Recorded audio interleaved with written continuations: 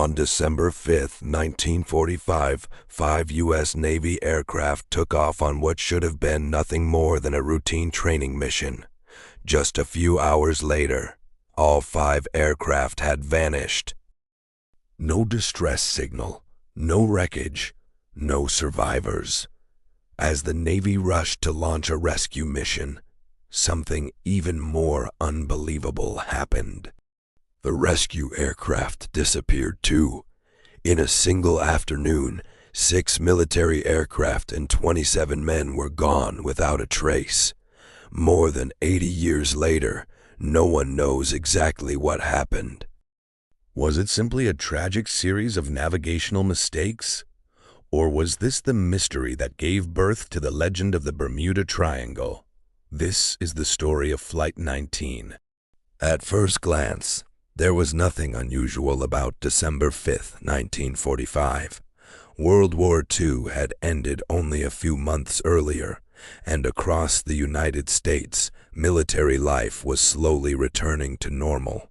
Naval air stations that had once prepared pilots for combat were now focused on routine training missions, helping young aviators sharpen the skills they had learned during the war. At Fort Lauderdale Naval Air Station in Florida, it was just another quiet Wednesday afternoon. Mechanics moved between aircraft, checking engines and fuel systems one last time.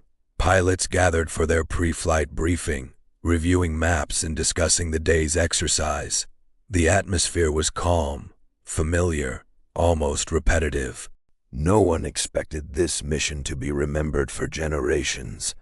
Lined up on the runway were 5 TBM Avenger torpedo bombers.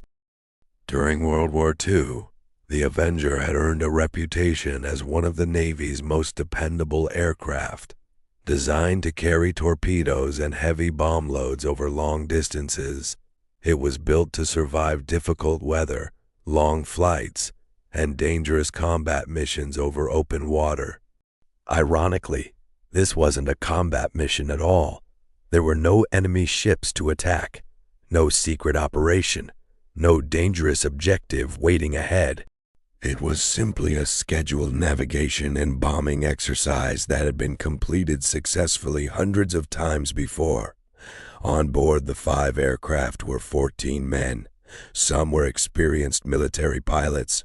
Others were young trainees still building their confidence in the cockpit.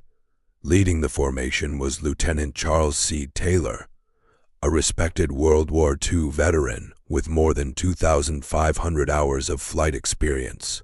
To the Navy, assigning Taylor to lead the mission made perfect sense. If anyone could guide the squadron safely across the Atlantic and back, it was him.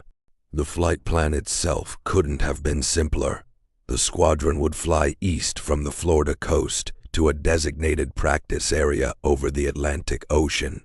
There, they would conduct simulated bombing runs against floating targets before turning north for a short distance.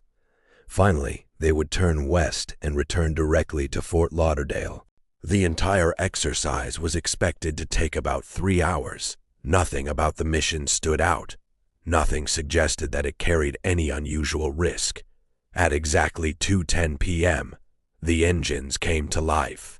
One after another, the 5 Avengers rolled down the runway before lifting smoothly into the afternoon sky. From the ground, mechanics and officers watched the aircraft disappear beyond the horizon, just as they had watched countless training flights before. To everyone at the base, it looked like another routine mission. Within a few hours, they expected to see the same 5 aircraft returning home. None of them knew. They had just witnessed the last confirmed sighting of Flight 19. At first, everything went exactly as planned. Flight 19 reached its designated training area, completed its bombing exercise, and began preparing for the journey back to Fort Lauderdale. Back at the Naval Air Station, there was no reason for concern. It was another routine training mission, just like hundreds before it. Then, at approximately 3:40 p.m., everything changed. A radio transmission came through from Lieutenant Charles Taylor. His voice sounded unusually uncertain. He reported that he could no longer determine his position. At first, the controllers assumed it was a simple navigational mistake.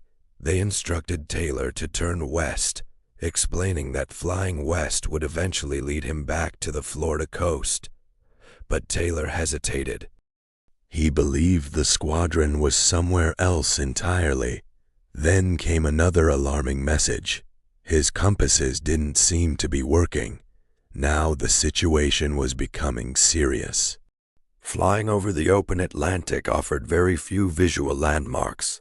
With nothing but water in every direction, even a small navigation error could quickly become a dangerous one. Some of the other pilots believed they knew the correct direction home and suggested turning west immediately. But no one wanted to leave their squadron leader behind, so the 5 aircraft stayed together. Minute by minute, they continued flying over an endless ocean.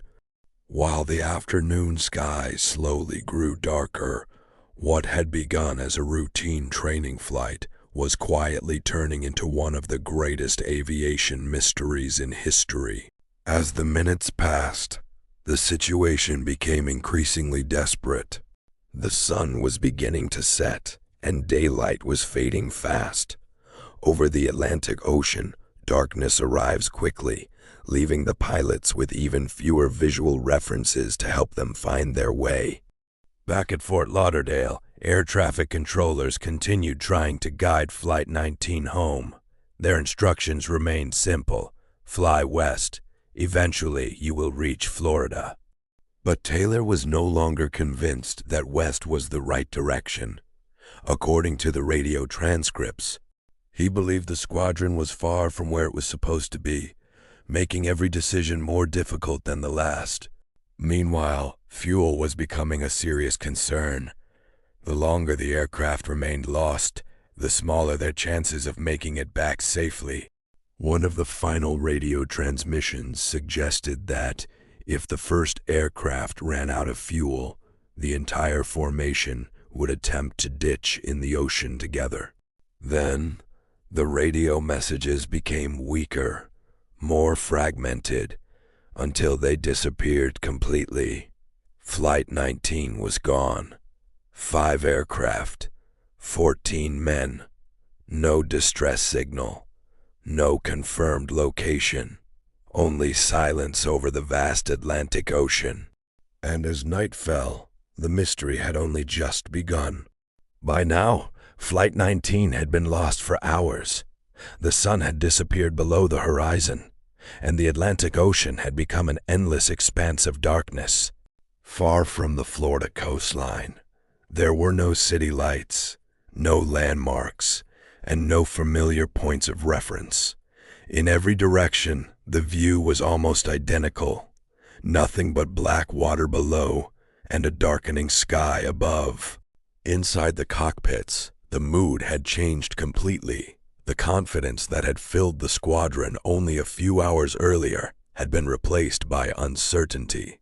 Every pilot understood that the longer they remained lost, the smaller their chances of returning safely. Fuel was becoming their greatest enemy. The TBM Avenger was a reliable aircraft, but like every airplane, it had its limits. Every mile flown in the wrong direction meant less fuel for the journey home. Back at Fort Lauderdale, radio operators continued calling Flight 19, hoping for a clear response. They repeatedly instructed the squadron to fly west, believing that doing so would eventually bring them back to the Florida coast. Some of the transmissions were answered. Others were barely understandable. The radio signals faded in and out, interrupted by static and long moments of silence. Even today, historians continue to study those final recordings, trying to understand exactly what was happening inside the cockpits during those last moments. As darkness settled over the Atlantic, weather conditions continued to deteriorate. Stronger winds and rougher seas made the situation even more dangerous. If the aircraft were forced to land on the water, survival would become incredibly difficult, especially after nightfall. Despite the confusion, the 5 aircraft remained together. Some of the pilots may have believed they knew the correct direction, but abandoning the squadron leader was never seriously considered. They continued flying as a formation, hoping that the next heading would finally lead them back to land. But it never did. One of the final radio transmissions suggested that if the lead aircraft ran out of fuel, the rest of the squadron would ditch in the ocean together. It was a desperate plan, not because they expected to survive, but because staying together gave them their best chance of being found. Then, as the evening grew darker, the voices became weaker, the transmissions became shorter, until finally, there was nothing. No final distress call, no confirmed coordinates, no eyewitnesses, just silence. Somewhere over the Atlantic Ocean, 5 military aircraft carrying 14 men had disappeared. No one watching from the ground knew exactly where they had gone, and no one could have imagined that this ordinary training mission had just become one of the greatest unsolved mysteries in aviation history. The moment Flight 19 disappeared from radio contact, the United States Navy launched an immediate search operation. As night covered the Atlantic Ocean, rescue teams raced against time, hoping the pilots had managed to land on the water and were still alive. One of the first aircraft sent to search for the missing squadron was a PBM Mariner, carrying 13 crew members. But only a short time after takeoff, the rescue aircraft disappeared as well. Unlike Flight 19, many aviation historians believe the Mariner most likely exploded in midair due to a known fuel vapor problem associated with that aircraft. Nearby merchant ship even reported seeing a large explosion over the ocean around the same time. Over the following days, the Navy carried out one of the largest search operations in its history. Hundreds of aircraft and dozens of ships searched thousands of square miles of the Atlantic Ocean. They searched day after day, looking for anything: a life raft, a floating wing, an oil slick, any evidence that could explain what had happened. But they found nothing. No confirmed wreckage, no survivors, no final answers. The official investigation concluded that the most likely explanation was a combination of navigational error, worsening weather conditions, and fuel exhaustion. Yet even after decades of research, no one has been able to determine exactly where Flight 19 disappeared. That uncertainty gave rise to something much bigger than the incident itself. Over the years, Flight 19 became the story most closely associated with the Bermuda Triangle, inspiring countless books, documentaries, and theories. Some blamed strange magnetic anomalies. Others believed rogue waves or unexpected weather played a role. And of course, there were those who turned to supernatural explanations. But despite all the speculation, no scientific evidence has ever confirmed that anything paranormal occurred. Perhaps the truth was simply lost somewhere beneath the Atlantic Ocean, or perhaps it is a mystery that history will never fully solve. More than 80 years have passed, yet Flight 19 continues to remind us that even in an age of maps, radios, and experienced pilots, the sea can still keep its secrets.